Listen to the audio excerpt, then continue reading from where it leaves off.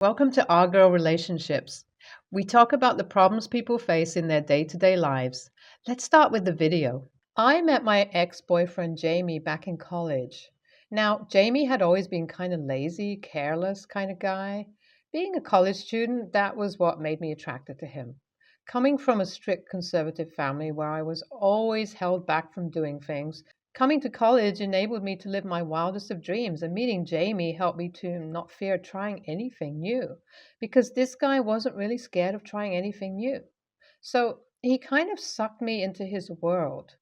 We did a lot of crazy things at that time, and after knowing each other for about a couple of months, we knew our relationship wasn't just related to friendship. And at that point, I had fallen hard and fast for Jamie's rebellious, careless personality because he knew how to manage both his studies as well as fun life. So we started dating, and honestly, I'm not sure what I expected, but he took this relationship as casually as one can imagine a guy like Jamie would take. Not saying he was a bad boyfriend, but he was just too busy living the college life to pay attention to our relationship on a serious note. Well, I still continued to date him because, as I mentioned earlier, I really liked how he was as a person, but I knew one day or the other the end of this would come, and it surely did, towards the end of the third year. I still vividly remember that day. It was a warm, sunny day. We all had just graduated and was celebrating at a local Italian restaurant. Everyone was done eating, so we were just chilling at the lounge, and the topic of marriage came up. All the couples began talking about their plans of marriage, while all the single people sulked over not having partners yet. It was a funny discussion until a friend of mine asked Jamie about our plans. I felt a pit of anxiety in my stomach as soon as the question popped because it felt like someone had stolen the words out of my mouth by the way they had framed it. Jamie didn't seem fazed by this question at all. It was like he had seen it coming. And I wasn't surprised at his reaction either, because that was just the same old Jamie. So we all sat there quietly, waiting for his response as he lit up a cigarette and took a puff before telling everyone that we will be thinking about it. I thought I was in heaven that day because the fact that he even said he'd consider things meant a lot to me, but boy, was that a lie. So college ended and we all started to do our own thing. I decided to pursue my master's while working. Jamie decided to start working, and everything seems to be all right. We were in the same city. We still met until one day Jamie invited me over to his house. I thought this was yet again just another meetup. Well, it wasn't, and my life was about to turn upside down. As soon as I walked in, I saw a girl who was fixing things around the house. She looked like she was very comfortable and like she had known Jamie for a while. In fact, she was the one who offered to make me a coffee as she informed Jamie was in the shower. Her assertiveness kind of immediately made me awkward, as if she was trying to show that she knew things around the house, but I let it be because initially I had just assumed this was Jamie's sister, who he would talk about often and who was his age. Well, she wasn't. As soon as Jamie returned, we all sat down and Jamie introduced me to this girl as Lydia. Lydia was Jamie's fiancee, and apparently they were introduced to each other by their parents at the church. I was dumbfounded upon hearing this because Jamie, arranged marriage, church, nothing made sense. The guy who would be high almost every single day of his life suddenly made a 360-degree switch on me? And why was he even telling me all this? Was some of the few questions that popped up on my mind as I very awkwardly congratulated the two, had some coffee, and left. I thought I would receive at least some closure, but nope. Ever since the day that happened, I was blocked on every single social media. I was honestly dumbfounded, but also knew I had enough of him and his inability to commit. So I just decided, F it.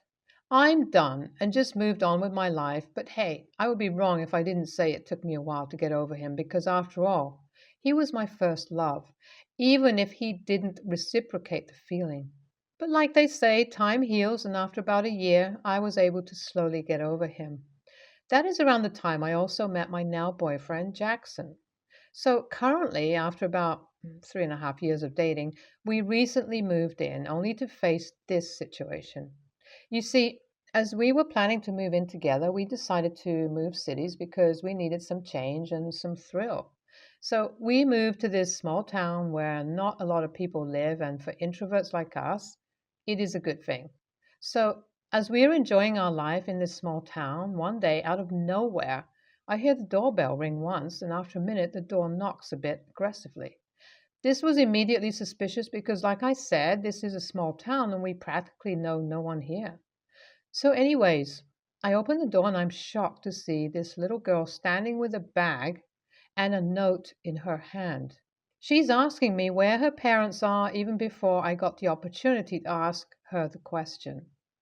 I am immediately alerted, but looking at the paper in her left hand, I feel a bit relieved as it gave me some hope. Well, nope. That was far from the case. The paper wasn't just a single piece of paper either, it was a 5-page note. I knew I had no choice but to start reading, and as each paragraph progresses, I'm shocked. Like, it starts off by the writer asking me about my well being, then talks about my boyfriend and I, telling me how they've been looking at us for a while. This is when I get creeped out, but hey, this is just the beginning. As I continue to read, it is revealed to me that the letter is written by none other than Jamie and his wife. The rest of the letter talked about how they knew we moved into their neighborhood the moment we shifted, and how, although they were hesitant to approach us, they had left cookies on our porch a couple of times with a note welcoming us, which is true. Well, I'm already weirded out and not sure what to think as I continue to read, as they mentioned how they needed a break and were going on some religious tour to find themselves, and them requesting me to not tell their parents or anyone about this because they don't want to look like bad parents. The letter even mentioned how they weren't sure when they'd return. I was infuriated, but I knew I wasn't just going to let the innocent child out on the streets, so I let her in, gave her some snacks, and called the cops and my boyfriend. I'm waiting on them currently as I type this out. I'm absolutely conflicted, weirded out, and just out of words. It's like Jamie has become a disease in my life, who has returned after years, and it is something I do not want. What should I do here? Was I wrong for calling the cops? AITA? Any advice would be much appreciated. The cops came in soon after I posted this and filed a report. I also showed them the letter, which they took away with them, along with giving me a copy of it, since I forgot to mention it consisted of a few pages of Lydia describing her daughter's diet. Well, thanks for that, Lydia. The cops also spoke to Jamie's daughter, who revealed that her name was Gianna. The cops advised me to call the child support services to file a report for child abandonment, and from there on, they will inform us about what to do regarding getting temporary custody of their daughter. That is what my next step will be, and I will be updating this post after. I called the Child Protection Services and informed them of everything that went down. Upon looking at the records, I was informed that this wasn't the first time Jamie and Lydia had done something like this.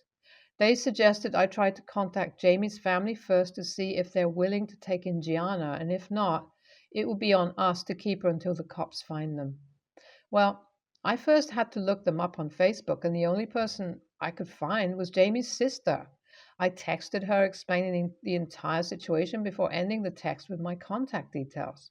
It was surprising that I got a response almost immediately after an hour, and she told me that she would call me once she was off of work, which she did. On the call, she explained to me how worried she was about Gianna because it had been well way beyond a couple of weeks that Jamie and his wife hadn't contacted them after his parents refused to give him any money.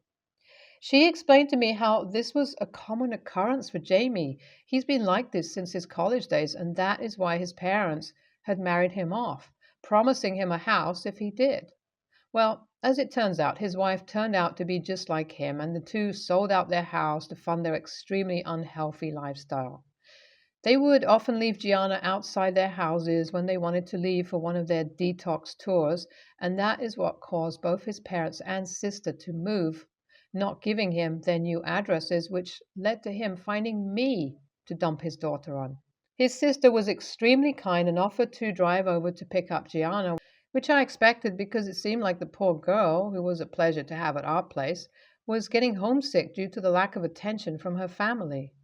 Hi everyone, this will be my final update. I decided to wait for a month before I did post this because I didn't want this post flooded with updates of minor things that took place.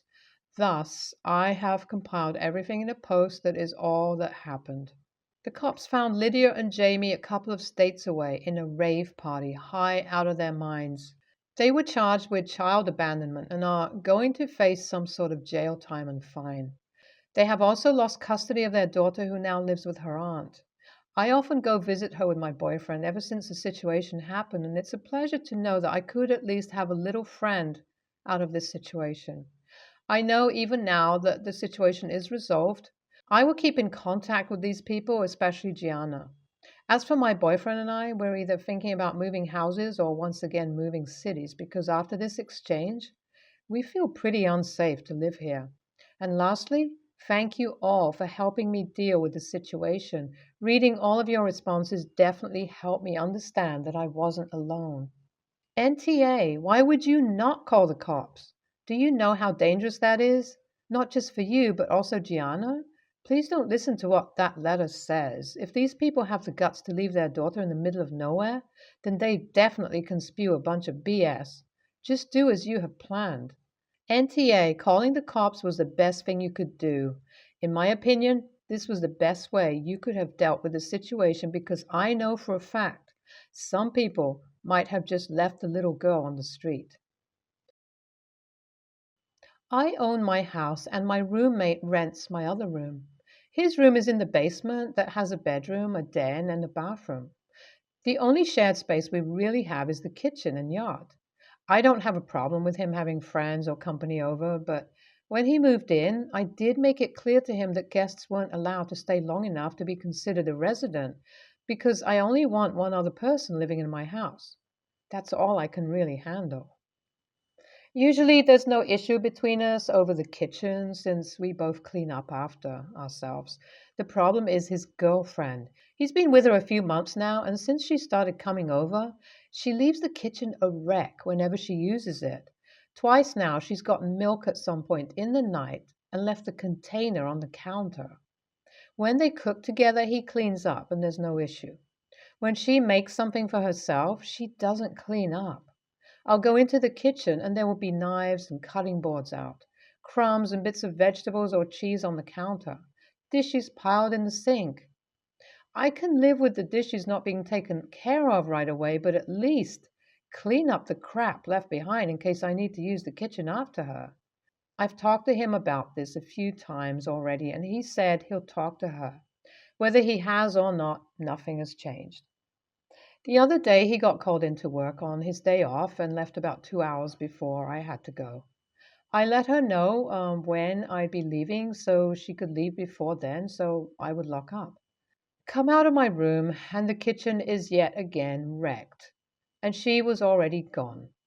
Left half a plate of food on the counter, eggshells, raw bacon on the counter, shit on the stove.